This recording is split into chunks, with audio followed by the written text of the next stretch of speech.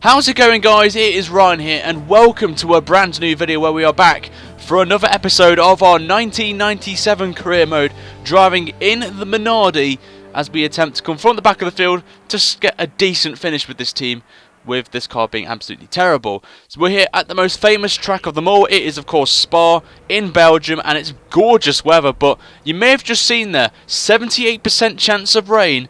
It's going to get very spicy this race, so we need to see how it is. But because of this weather, I decided to go onto the primes to start with, thinking it's going to rain somewhere around about lap 5, lap 6, somewhere maybe that 4 or 5, when the guys pit who are on the options. So I thought I'd take a bit of a cheeky gamble here and go on a primed start. So that's going to be the big talking point for us. Is this strategy going to work for us, or is it not going to work? So we need to see if that is the case as we go from the pit lane onto the grid here, as we have a Williams, which is quite a surprise, on pole, with Jack Villeneuve leading Michael Schumacher with Frentzen behind him in 3rd, Katayama in 19th, and us, as always, at the back of the field, as always, as we have got the stewards in front of us here of Verstappen and, no, actually, it's Miclaren as well, but the lights are on anyway for the Belgian Grand Prix. The lights out and away we go here in Spa, and it's a great start from us, actually, considering we're on the prime tyres.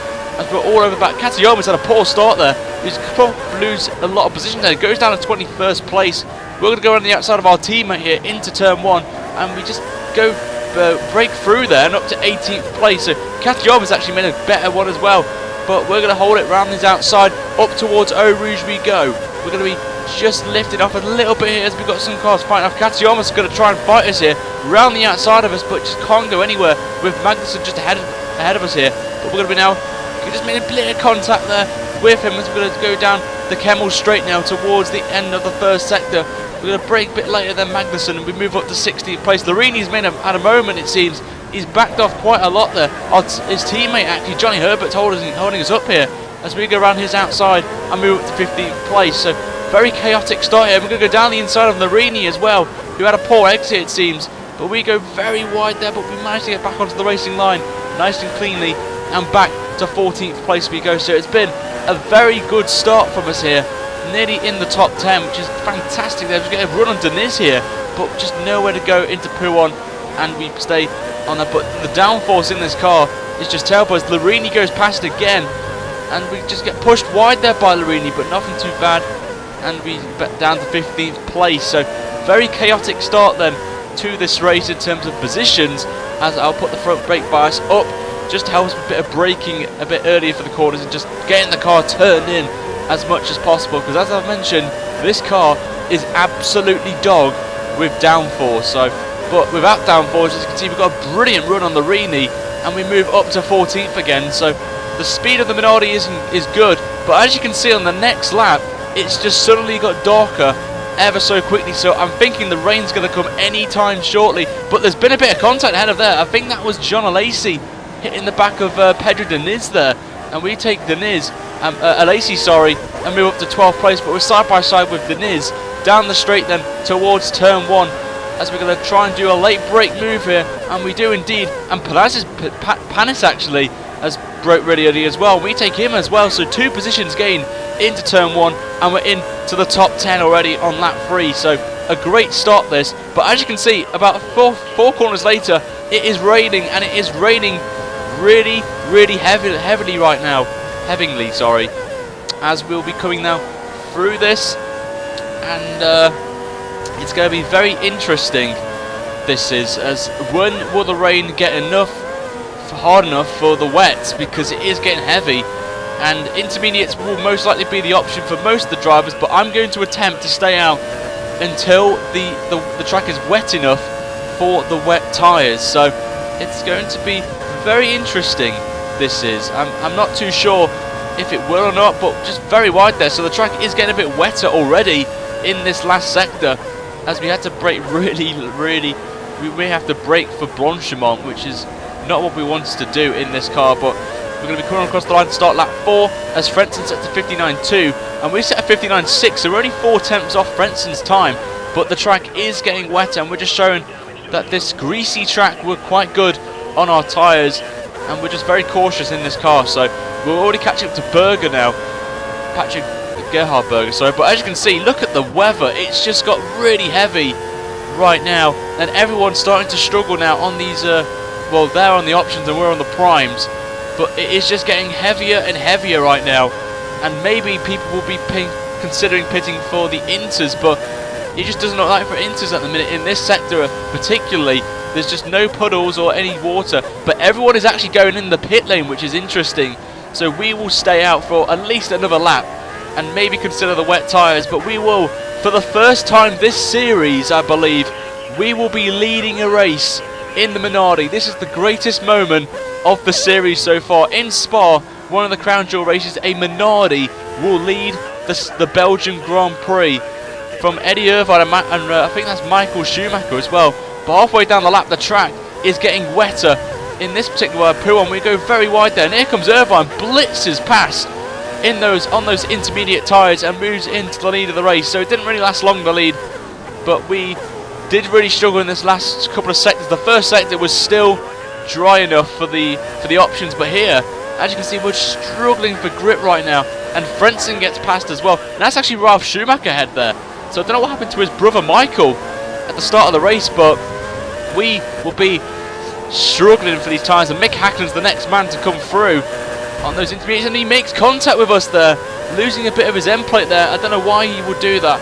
I would have just gone round the outside, the inside, and take the position, but Hackland eventually gets through for P4, and next up is Michael Schumacher in 6th place, so he'll probably go past and move up to 5th, as he will go around the outside of us into the last corner and moves up to P5. So we will be pitting this time for a set of the wet tyres. Now they're on the intermediates, so I'm thinking they will pit in the next couple of laps or so for the switch to the wet tyres. So we will be taking a bit of a gamble at this point.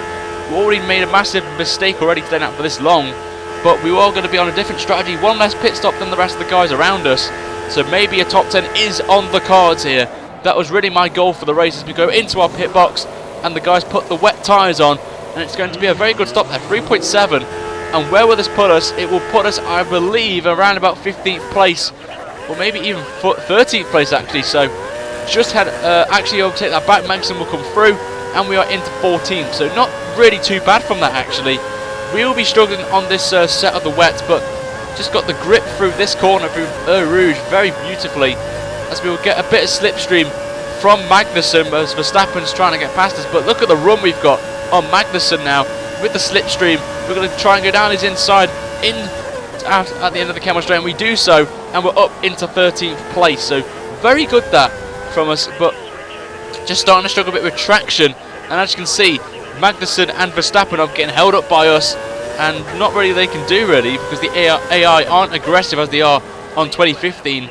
So we'll have to wait and see. But on lap 7 you can see we've built a gap already to Magnussen and Verstappen and Katayama as well, as the wet tyres are now the preferred choice of tyre. So we've called this spot on, and we can crawl some time back on the cars in front. As we're going to go later on in the lap now, you can see everyone is in the pits for a set of the wet tyres. We're on the wet tyre already, so we don't have to pit again. So we'll be gaining a few more positions as we come across the line right now. So we're from 13th place, we're now up to 9th. So in the top 10 comfortably on there, as the rest of the field are out of the pits already. Don't think we're going to be catching up to them anytime soon, with Fisichella the next man ahead of us. So Fizifan will be happy with Fisichella getting 8th place in this race on there. But as you can see, everyone has pitted, and at the end of lap 9 you can just see we're not catching up to Fisichella, but Pedro Diniz is actually catching up with us very slowly, as our wet tyres are starting to get some wear and degradation on the rears especially on there. But you can see the gap now, 9.2 seconds to Fisichella and 2.7 to Diniz. So we've only 2 laps to go of this race. The question is, can we hold off Diniz if he starts to crawl back the time?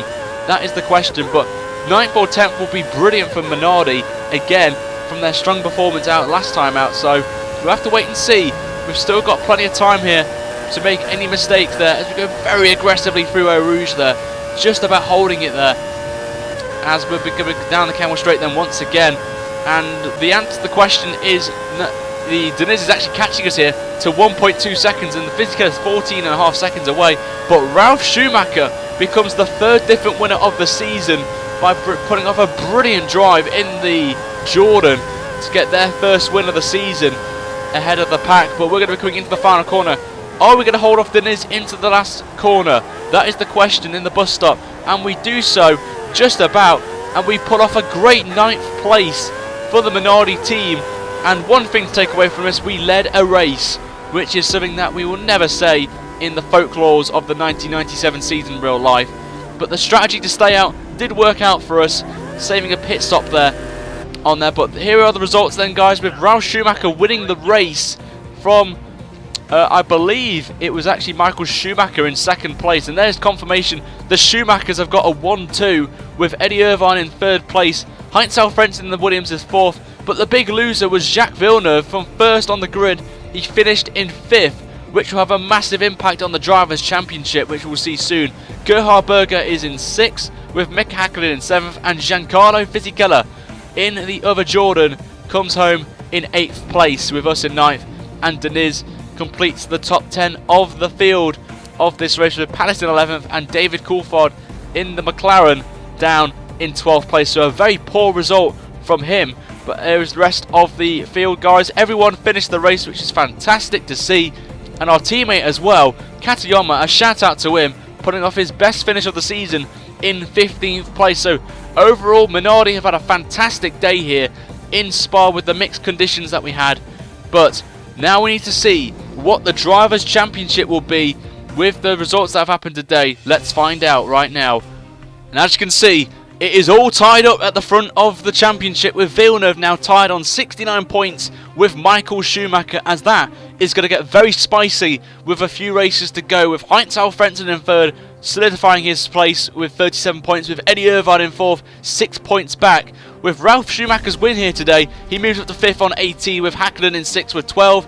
Fisichella is in 7th with 7 points. Coulthard with 6 points in 8th with Alesi, and Berger tied in 9th with 5 points. But that will be the end of the episode, guys. Thank you very much for watching this race at Spa for the 1997 career mode. We'll be back next time in a few days' time for another video, as we're wrapping this series up as soon as possible before F1 2016 comes out. Make sure you're ready to like this video and subscribe for more F1 content, including F1 2016 when it comes out on the 19th of August. But until then, guys, have a fantastic day, and we'll see you next time for the 1997 career mode. Until then, take care, guys, and see you later.